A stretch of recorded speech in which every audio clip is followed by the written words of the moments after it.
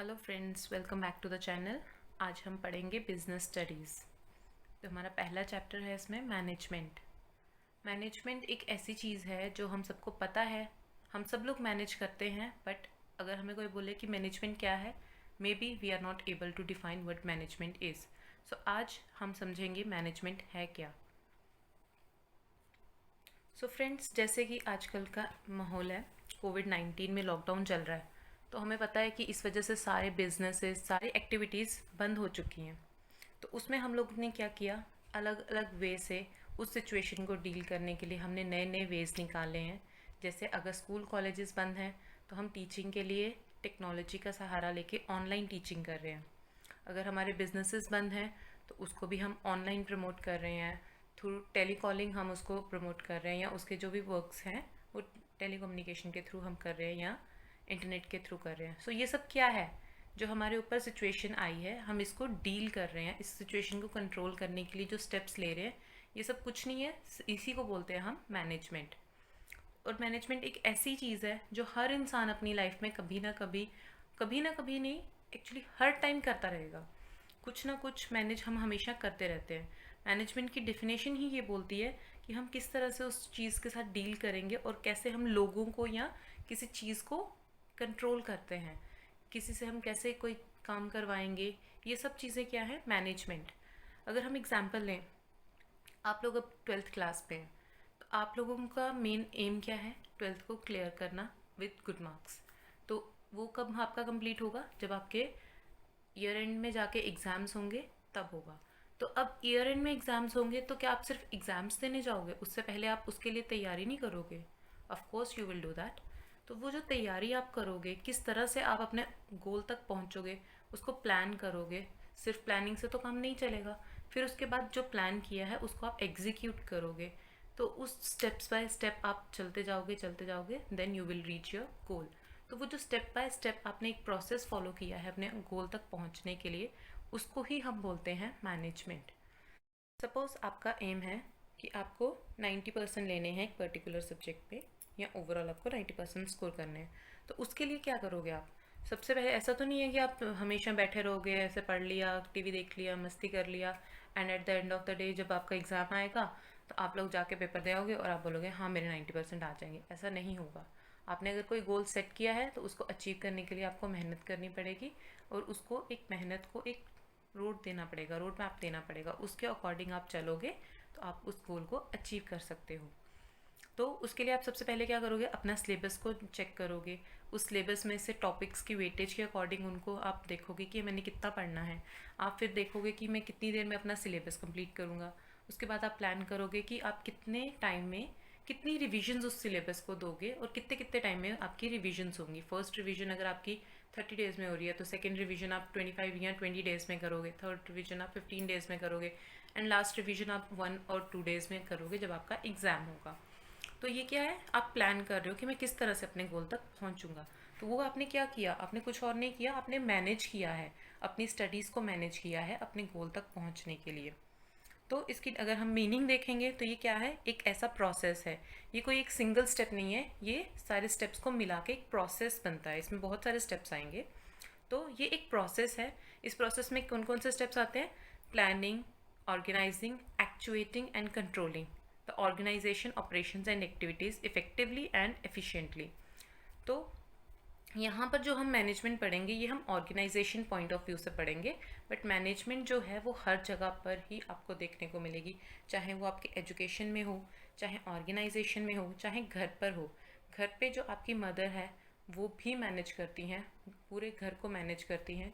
किस बच्चे ने किस टाइम पे अपनी कोचिंग के लिए जाना है, स्कूल के लिए जाना है। आपके पेरेंट्स में से आपके फादर जाएंगे, या आपके जो ग्रैंड पेरेंट्स हैं उनको मैनेज करती हैं। आपके फादर वर्क पे जाते हैं, उनको वो मैनेज करते हैं, उनके टाइम के अकॉर्डिंग अपने सारी एक्टिविटीज़ वो मैनेज ही करती हैं।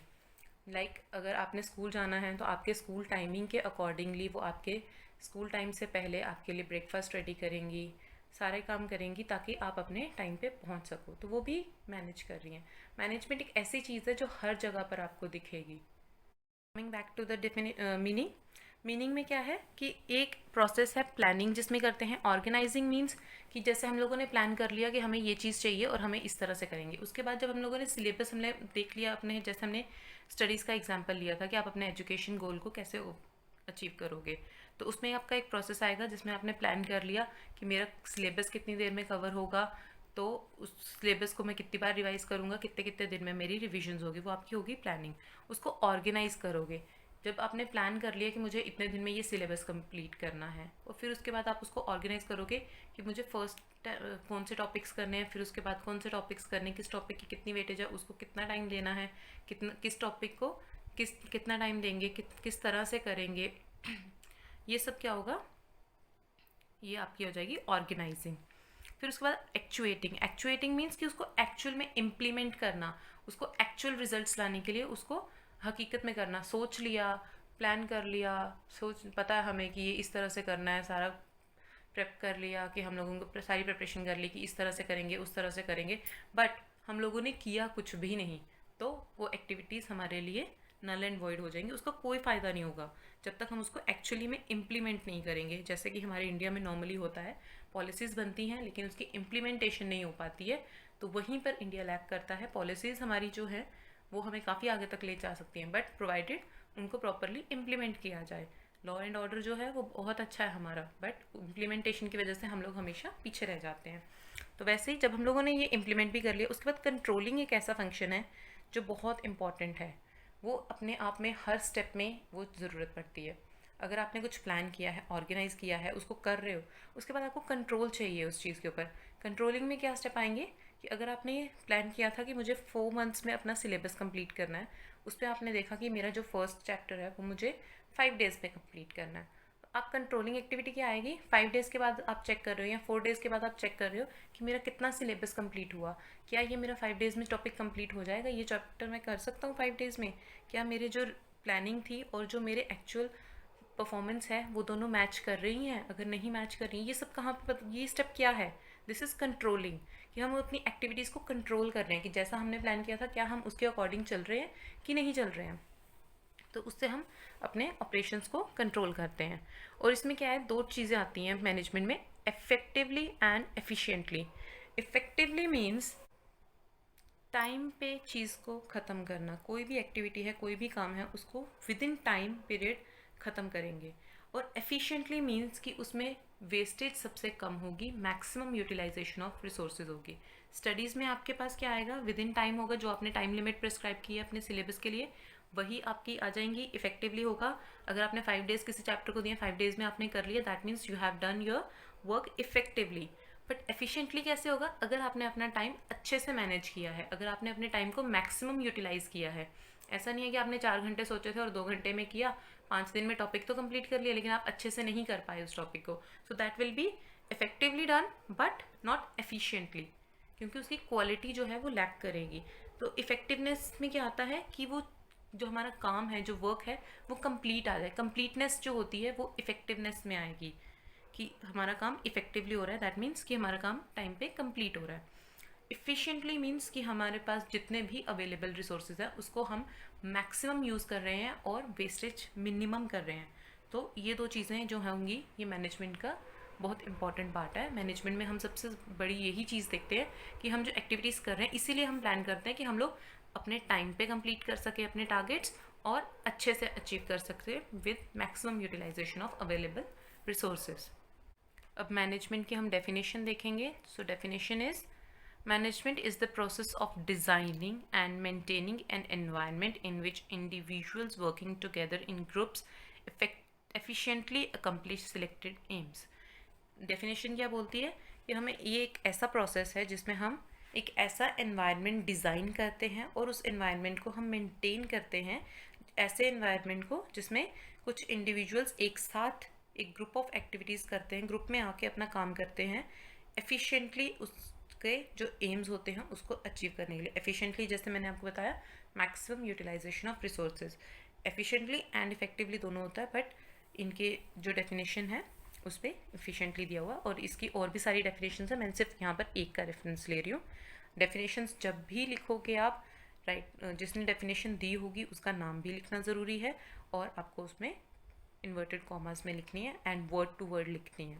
डेफिनेशन में आप अपनी लैंग्वेज नहीं यूज़ कर सकते, मीनिंग में आप कर सकते हैं। When you are quoting somebody's words you can't change them. तो अब हम इसमें नेक्स्ट टॉपिक देखेंगे, कॉन्सेप्ट ऑफ मैनेजमेंट। मैनेजमेंट का कॉन्सेप्ट क्या है? इसके दो कॉन्सेप्ट है, ट्रेडिशनल एंड मॉडर्न। जैसे कि हम जानते हैं पहले क्या था, जब हमारे मार्केटिंग का कंसेप्ट था या बिजनेस का कॉन्सेप्ट था, पहले बिजनेस के लिए सबसे पहले कॉन्सेप्ट क्या आया था? बिजनेस सेट किया है, business is setup for profit motive. But अब क्या है, हमारा वो कॉन्सेप्ट चेंज हो गया है। Business is not setup for sole profit motive, उसके अब बहुत ज़्यादा मोटिव्स होते हैं, मोर देन प्रॉफिट उनकी अर्निंग होती है। पहले बिजनेस सेटअप किया है तो इसमें हमें कोई भी काम कर रहे हैं तो वो हम प्रॉफिट के लिए ही करते थे। बट आजकल उसकी डेफिनेशन बदल गई है। हमारा मॉडर्न कंसेप्ट कहता है बिजनेस में कि जो हम काम कर रहे हैं, जो भी हम बिजनेस कर रहे हैं, हमारा मेन मोटिव है customer retention, customer satisfaction, wealth maximisation या फिर ग्रोथ, सर्वाइवल, ऐसे मोटिव्स आ चुके हैं। पहले सिर्फ और सिर्फ प्रॉफिट था। तो अब पहले जो हम उसके बारे में समझते थे और अब जो समझते हैं वो उसमें काफ़ी चीज़ डिफरेंस आ गया। सो मैनेजमेंट में भी ऐसा है। पहले इसका ट्रेडिशनल कंसेप्ट क्या बोलता था कि एक ऐसी आर्ट है, आर्ट मीन्स स्किल, ऐसी स्किल है जिसमें हम लोगों से काम करवाते हैं। लेकिन आज की डेट में सिर्फ किसी से काम करवाने को मैनेजमेंट नहीं बोलेंगे।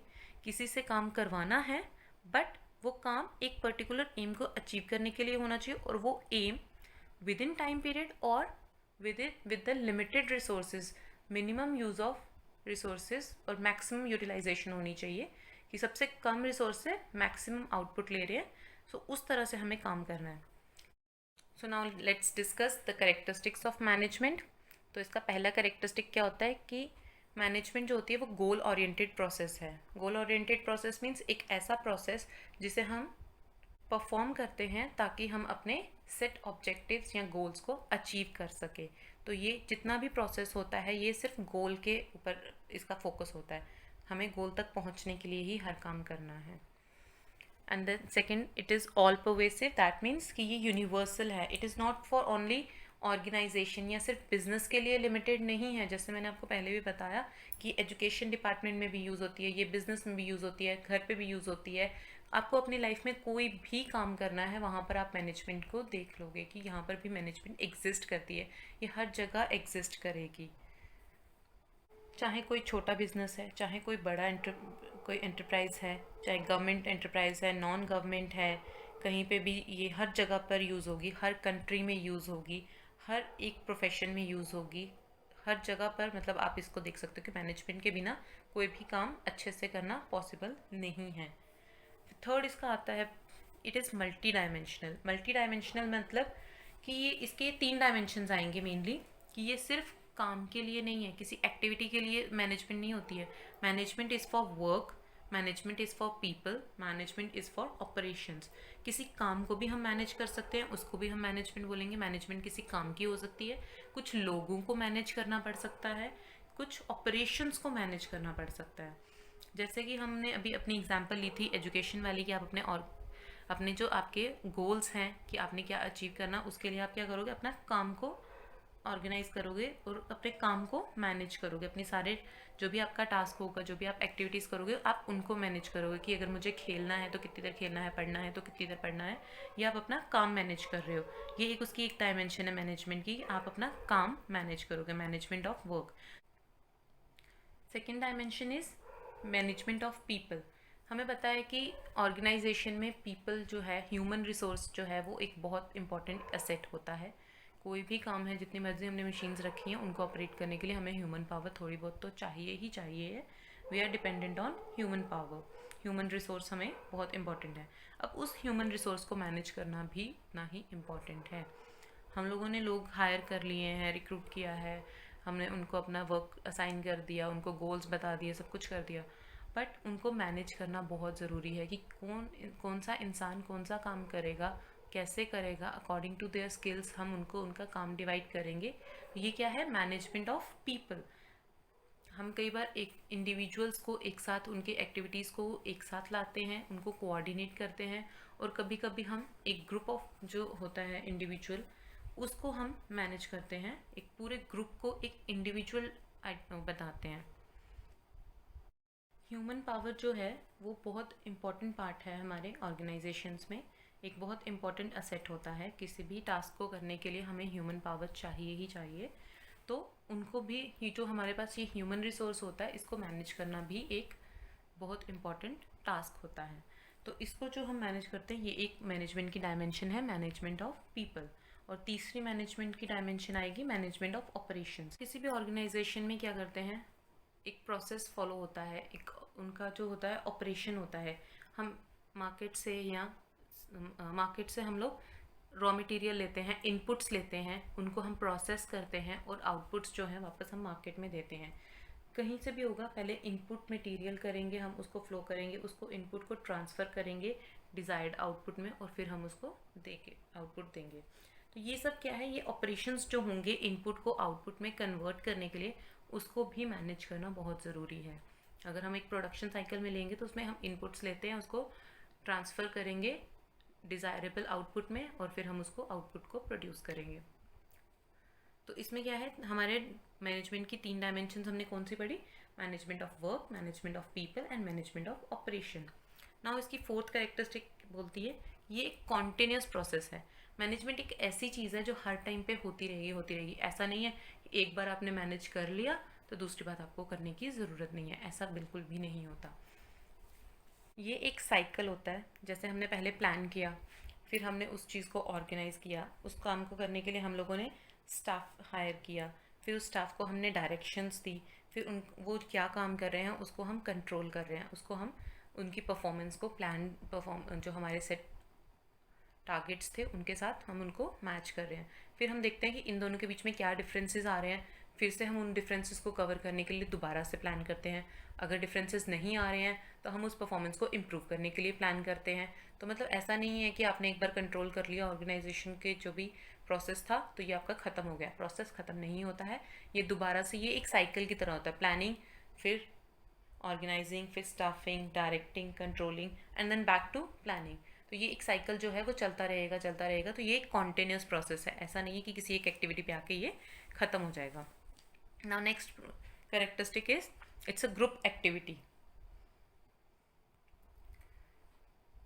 जब हम ऑर्गेनाइजेशन में देखते हैं, वहाँ पर हम क्या देखते हैं कि डिफरेंट डिफरेंट इंडिविजुअल्स जो हैं वो डिफरेंट डिफरेंट अपना एक्टिविटीज़ परफॉर्म कर रहे हैं। जैसे एक, हम अगर किसी भी ऑर्गेनाइजेशन में देखेंगे, वहाँ की एक्टिविटीज़ जो होती है वो डिपार्टमेंट्स में डिवाइडेड होती है। Production department, marketing department, sales department, ये सब क्या होता है, सारे डिफरेंट डिफरेंट होते हैं। फाइनेंस डिपार्टमेंट अलग होगा, फिर ये सारे डिपार्टमेंट्स उन्होंने अलग किए होते हैं। लेकिन इन सबको आपस में ये रिलेटेड होते हैं, एक दूसरे के ऊपर डिपेंडेंट होते हैं। अब वो डिपेंडेंट जो होता है, इनकी एक्टिविटीज़ को ग्रुप करना, ये मैनेजमेंट का काम होता है। एग्जाम्पल देखते हैं हम कि जैसे एक ऑर्गेनाइजेशन हमने ली है, उसमें प्रोडक्शन जो डिपार्टमेंट है उसका एक टारगेट उन्होंने दे दिया कि आपको 1 लाख यूनिट्स जो हैं वो प्रोड्यूस करनी है इन 1 मंथ। तो उन्होंने वो टारगेट लेके चले हैं, वो बहुत अच्छे से वो टारगेट अकम्प्लिश करने के लिए कैपेबल हैं। बट उनको क्या चाहिए, फाइनेंस डिपार्टमेंट से फाइनेंस चाहिए ताकि वो इनपुट ले सकें। परचेज डिपार्टमेंट से उनको क्लैरिटीज़ चाहिए कि हमें जो परचेज़ करना है रॉ मटेरियल, आप हमें परचेज़ करके दीजिए। अगर ये सब चीज़ें रुक जाएंगी तो वो अपनी स्किल्स को अच्छे से नहीं कर पाएंगे। उनकी कैपेबिलिटी है, they can produce 1 lakh units, but they won't be able to produce because वो किसी और डिपार्टमेंट पे डिपेंड कर रहे हैं। अगर वो डिपार्टमेंट अपना काम अच्छे से नहीं करेगा या वो टाइमली नहीं करेगा तो वो भी अपना जो टारगेट्स हैं वो अचीव नहीं कर पाएंगे। सो यहाँ पर हमें देखना है कि जो परचेज डिपार्टमेंट है वो प्रोडक्शन डिपार्टमेंट की ज़रूरत से पहले ही रॉ मटेरियल परचेज करके उनको अवेल करवा सके। परचेज डिपार्टमेंट जब भी परचेजेस के लिए जाएगा, फाइनेंस डिपार्टमेंट उसको टाइमली पेमेंट्स दे सके कि आपकी टाइम जो भी आपने पेमेंट्स करनी है वो उनको टाइमली इशू कर सके और कैश फ्लोज उनको दे सकें।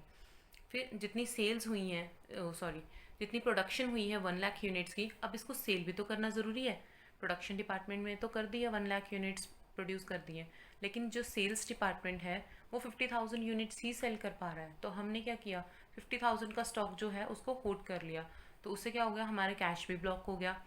तो इसलिए हमें क्या करना होगा, सारे डिपार्टमेंट अपने अपनी जो है इनकी एक्टिविटीज़ हैं, जो अपने अपने इनके पर्सनल गोल्स हैं, हर डिपार्टमेंट का अपना एक गोल होगा, उसको रीच करेंगे ये। लेकिन मैनेजमेंट का काम है कि इन सारे जो अलग अलग डिपार्टमेंट्स बने हुए हैं, जो अलग अलग ग्रुप्स बने हुए हैं, अलग अलग इंडिविजुअल्स जो अपने टारगेट्स अचीव कर रहे हैं, उनको कोऑर्डिनेट करेगा, एक साथ लाएगा, ग्रुप करेगा इनकी एक्टिविटीज़ को।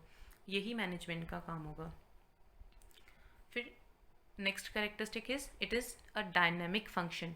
डायनामिक मतलब जो चेंज होती रहेगी। हमें पता है कि ऑर्गेनाइजेशन जो है वो एक ऐसे एनवायरनमेंट में रहती है जो एक डायनामिक एनवायरनमेंट है। एनवायरनमेंट हमेशा सेम नहीं रहता, कभी किसी पॉलिटिकल रीजंस की वजह से, कभी किसी नेचुरल रीज़न की वजह से एनवायरनमेंट चेंज होता रहता है। अब देखिए, जैसे हमें पता है कि इस टाइम पे कोविड-19 की वजह से सारा काम, सारी एक्टिविटीज़ रुक गई हैं। तो ये क्या है? A change in environment. जो भी कंपनीज़ ने, जो भी ऑर्गेनाइजेशंस ने अपने गोल सेट किए हुए थे, वो सारे हैम्पर हो गए हैं। क्यों? क्योंकि एनवायरनमेंट चेंज हो गया। लेकिन वो सारा चीज़ें रुकने के बावजूद भी हम लोगों ने क्या किया? न्यू प्लान्स बनाए हैं।